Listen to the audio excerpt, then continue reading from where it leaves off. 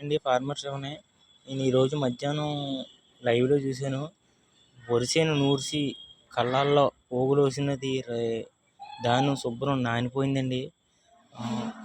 నానిపోయి కోత కోసి టైం ఇప్పుడు కూడా నానిపోయి చేను పడిపోయి మొక్కలు వచ్చేసింది. దయచేసి ఆ రైతుల్ని ప్రభుత్వం ఆదుకోవాలని మనస్ఫూర్తిగా కోరుకుంటున్నాను. ఎక్కడన్నా రైతు దేశానికి ఎన్ని ముక్కలాటోళ్ళు. రైతు లేనిది ఏముందండి? రైతు ఉండాలి. రైతే ముఖ్యం మనకి. ప్రజెంట్ చాలామంది ఇలానే కాదు, ధాన్యం రైతులనే కాదు, ఇప్పుడు మామిడి తోటలు కొంటున్నారండి రైతులు.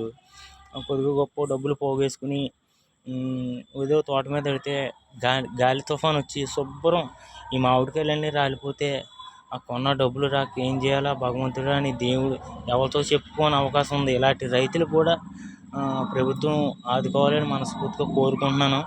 ఎందుకంటే ఒక రైతుగా పుట్టినోడికి తెలుస్తుందండి ఆ బాధ. ప్రతి ఒక్కరు నా వీడియోని సబ్స్క్రైబ్ చేసి లైక్ చేసి సపోర్ట్ చేస్తారని కోరుకుంటున్నాను. ఇప్పుడు చాలామంది లైక్ సబ్స్క్రైబ్ చేస్తున్నారు. ప్రతి ఒక్కరికి అభినందనలు తెలుపుకుంటున్నాను. జై జవాన్ జై కిసాన్.